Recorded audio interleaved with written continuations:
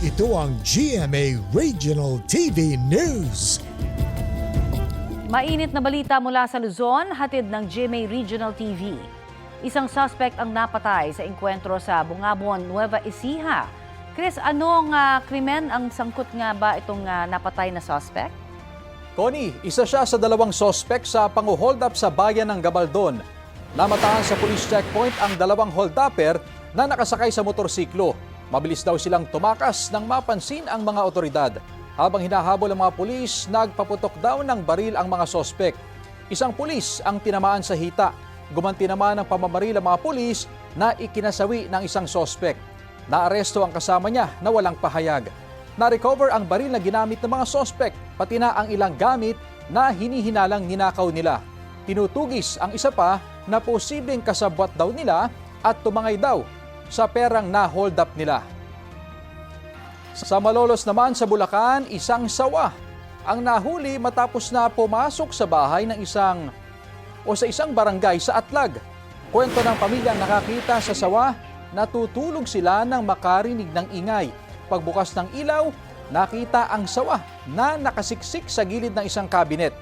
Humingi ng tulong ang pamilya sa barangay at pinagtulungang hulihin ang sawa. 7 metro ang haba niyan.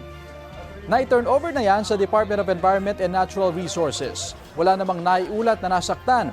Payo ng DNR, kapag nakakita ng ahas sa inyong bahay, huwag itong saktan para hindi maging agresibo.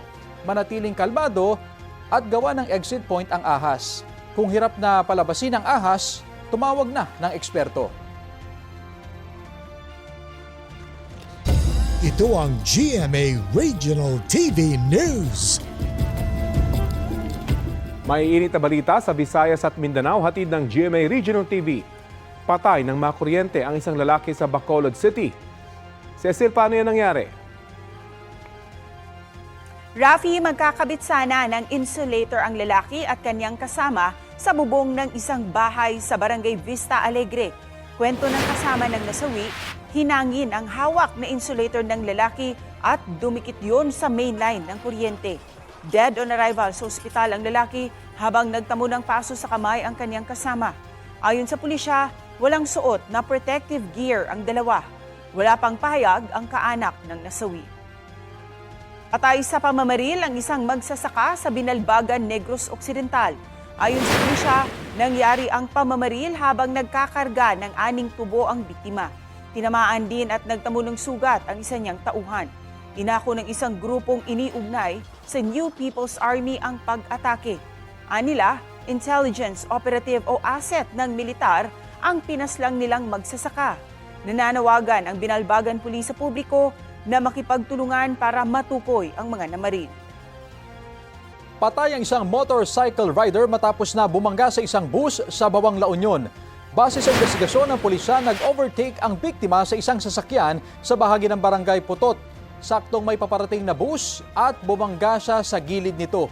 Isinugod sa ospital ang biktima pero idinektarang dead on arrival.